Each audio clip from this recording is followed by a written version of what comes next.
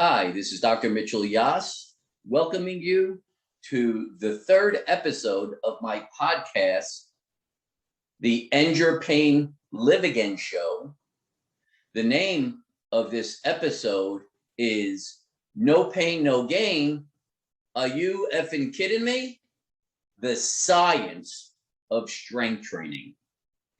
I think that there is so much misunderstanding about the idea of strength training, and for anyone to promote the concept of no pain, no gain as being legitimate is either completely insane or completely lacking any understanding of what strength training is and how to accomplish it effectively and safely. So I want to go through a variety of issues relating to strength training. We'll start with the issue of whether there should be pain, and then we'll go through the science of weight training. How do you effectively and safely achieve strength training and gaining muscle mass?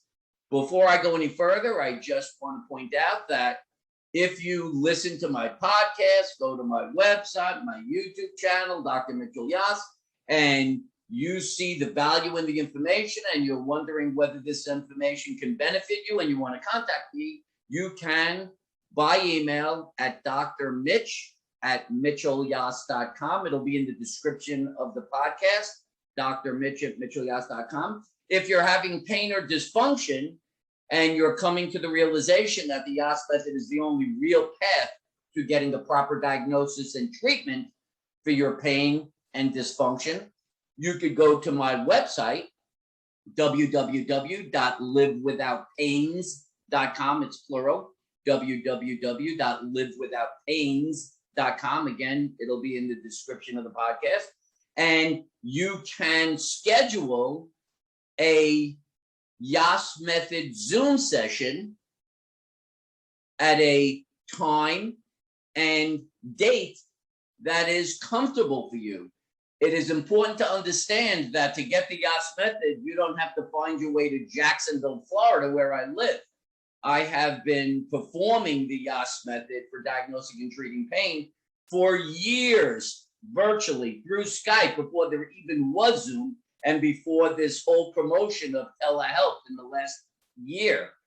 I've been doing this for years, primarily because there's been such a demand internationally for the Yass Method through the recognition of the method from my books, which are published by Hay House, and they're published here, Canada, India, Australia, and South Africa, as well as the level of contribution I provided to the magazine, What Doctors Don't Tell You, which is produced in England and sold in 20 countries and translated into 14 languages. So because of this, there's been a demand internationally, and I never expected people to have to fly to Jacksonville to get the method. So for years now, I've been using virtual mechanism to provide it to people. So just feel comfort in knowing that you can get the method virtually at a day and time that you get to pick by going to my website,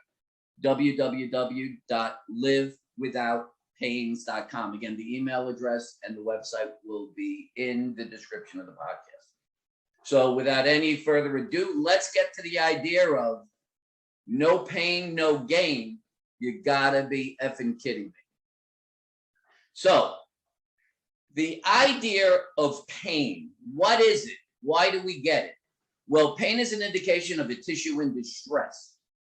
The purpose of the tissue itself eliciting the pain is to create conscious awareness of the stress of that tissue. So the tissue recognizes it's in distress and it needs an intervention to resolve the distress of the tissue, so it elicits the pain signal that you experience to try to create awareness to you, a conscious awareness. Oh my God, this tissue isn't working. We need to do something to help it. That's why the tissue elicits the pain signal. So once the intervention is provided to resolve the distress of the tissue, that tissue no longer has to elicit the emergency distress signal of pain, and it stops. So just make it clear to yourself that if you're having pain while you're doing something, never think that the answer to the situation is to address the pain signal itself. That is actually just masking the symptom. But the tissue in distress continues to remain in distress. So whether someone's promoting the use of medications or injections or radiofrequency ablation or any of these types of things that people promote to address pain itself, they're doing a disservice to you because they're not being able to identify the tissue in distress. What you need to do is get a proper physical evaluation, establish what tissue's in distress.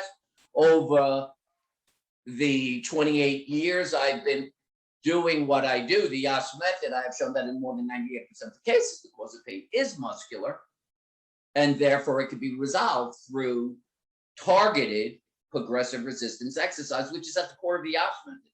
That's why I think that the Yass Method is the perfect platform to discuss this idea of no pain, no gain. So once you understand that you should not be having pain, that if in fact you are having pain while you're weightlifting, it is an immediate red flag to stop whatever you're doing. You do not want to have pain when you're weightlifting. And in fact, I can assure you that pain is an inhibitory response and will block the ability of you to be able to push more and more resistance. Thereby, it will literally impede you from gaining. So the idea of no pain, no gain is actually pain, unbelievable amounts of lack of gain. You just don't get gain, period. So let's make sure that we understand that concept. So then if the idea has now been understood that you shouldn't have pain, so then what are some of the core principles of strength training that allow us to get gain without pain?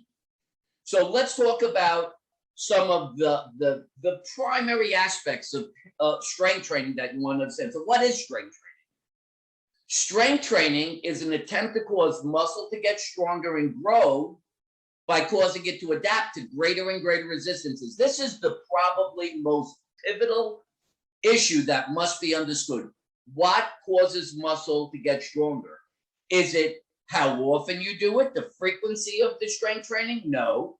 Is it how long you do it? The duration of the strength training? No. None of that has anything to do with getting stronger. There's only one thing that helps you get stronger: causing the muscle to adapt to greater and greater resistances, the intensity of the strength training.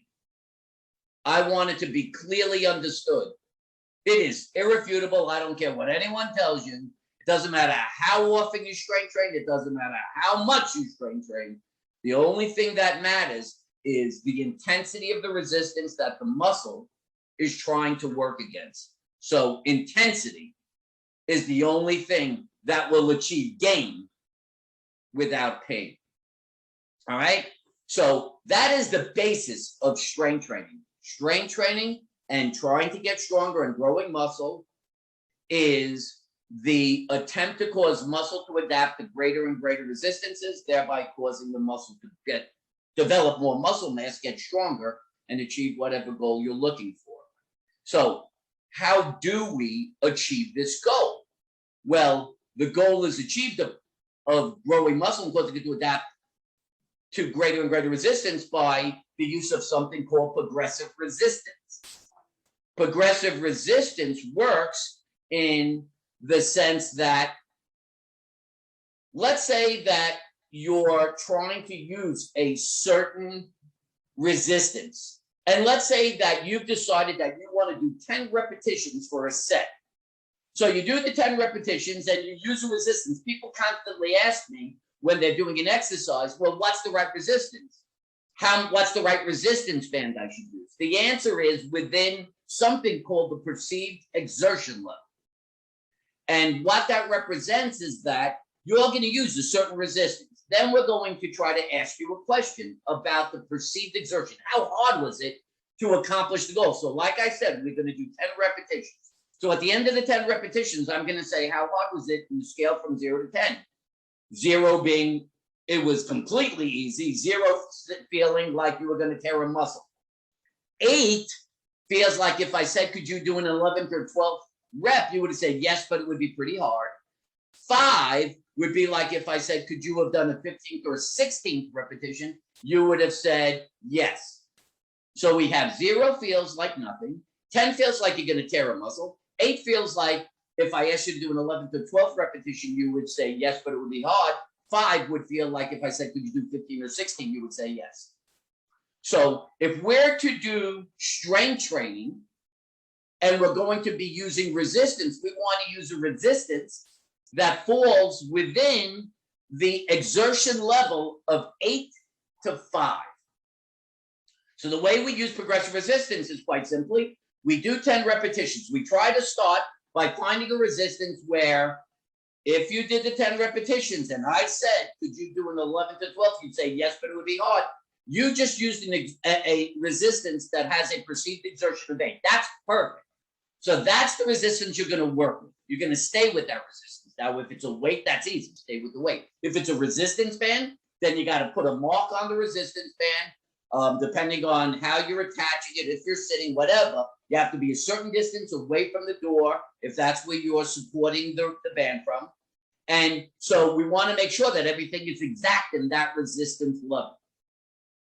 So we have a resistance and we know that it is a perceived exertion level of 8. So we're going to stick with that. So what's going to happen? Every time we do that exercise, then we know that that muscle is going to adapt and it's going to get stronger.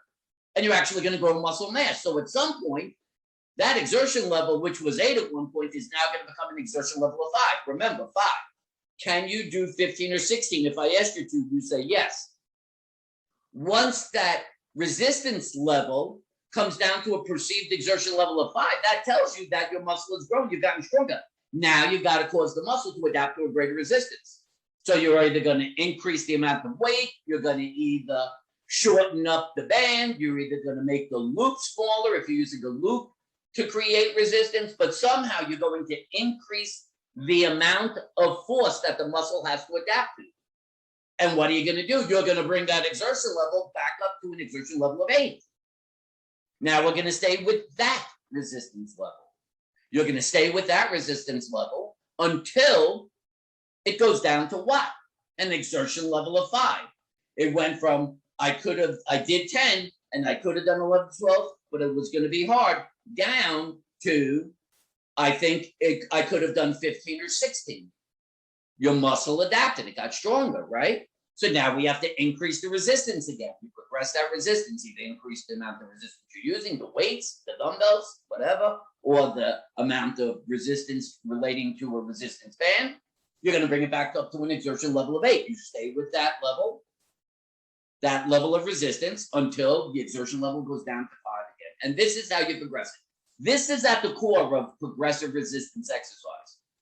So we're saying that progressive resistance exercise is the only way to make a muscle stronger.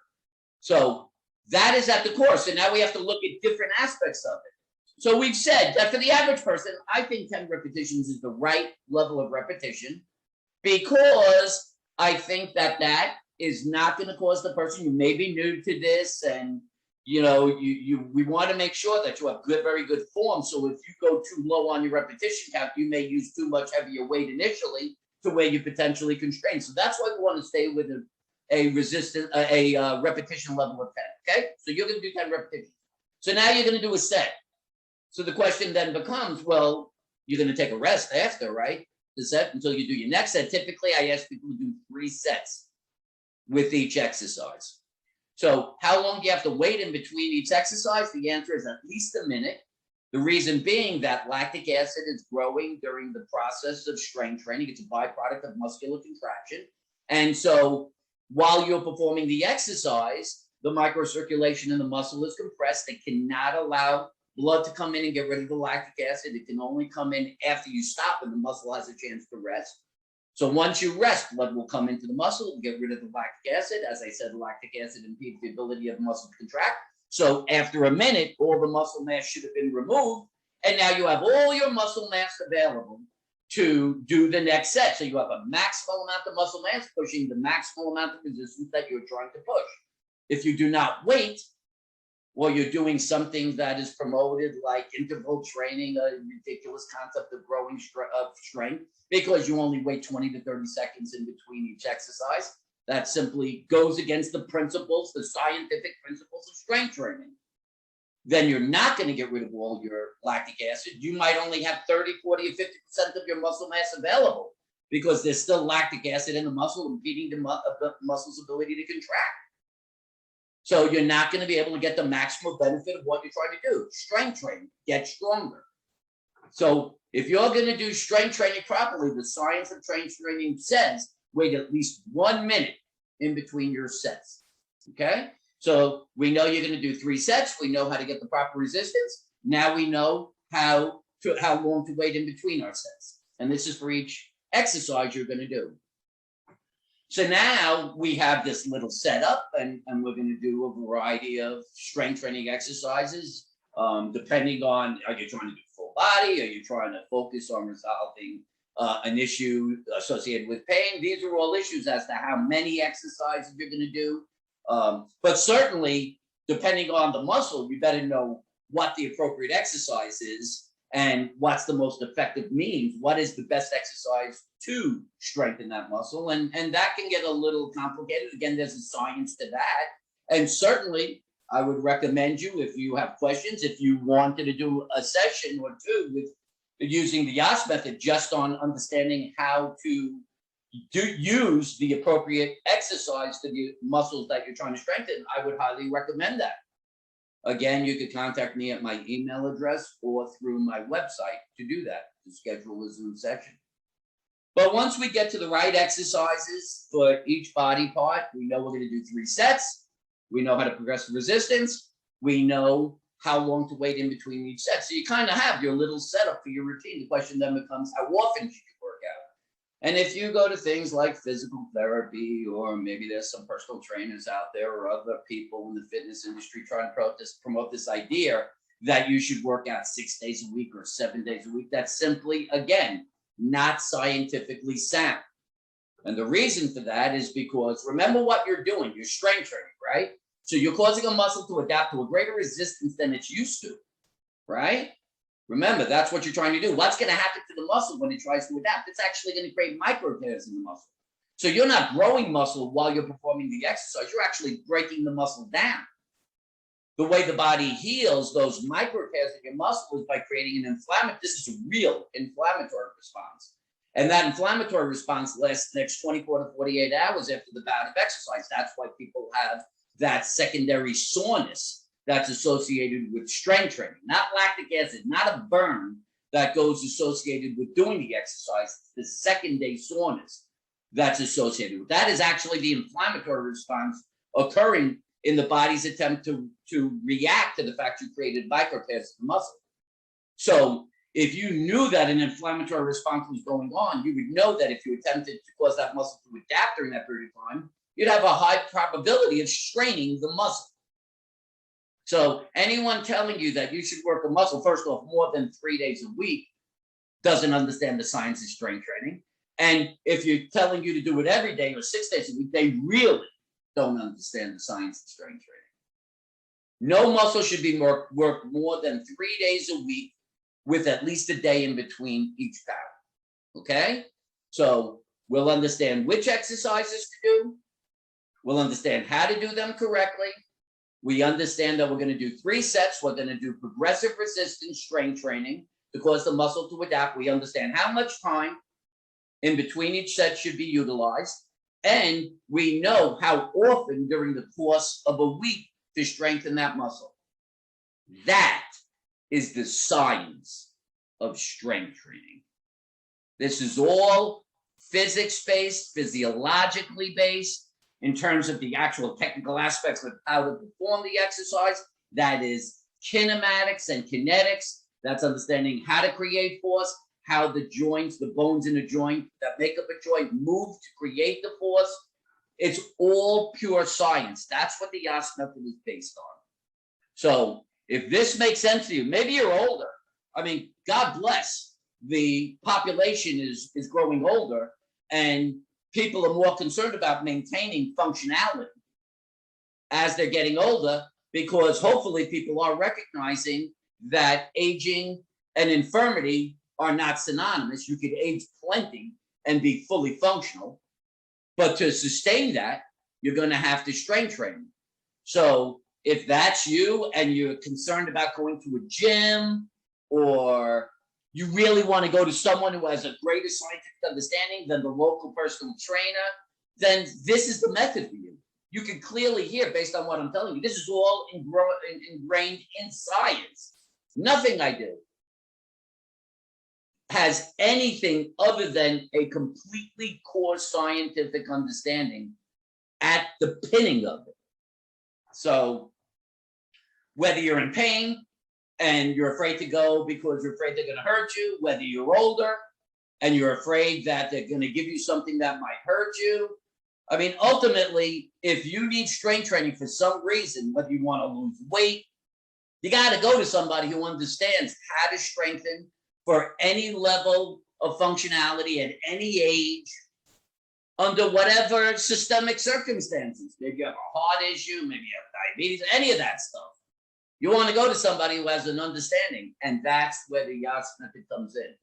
So if you want to strength train properly, if you want to get gain without pain, which is the only way, you can't get gain with pain, then I would highly recommend getting the Yass Method. You can contact me again by email at drmitch@mitchellyass.com, or go to my website, www.livewithoutpains.com, www.livewithoutpains.com. Let's get you going. Let's get you on a good, healthy strength training program and achieve all the goals that you want. And you will do it without pain. That is the science of strength training.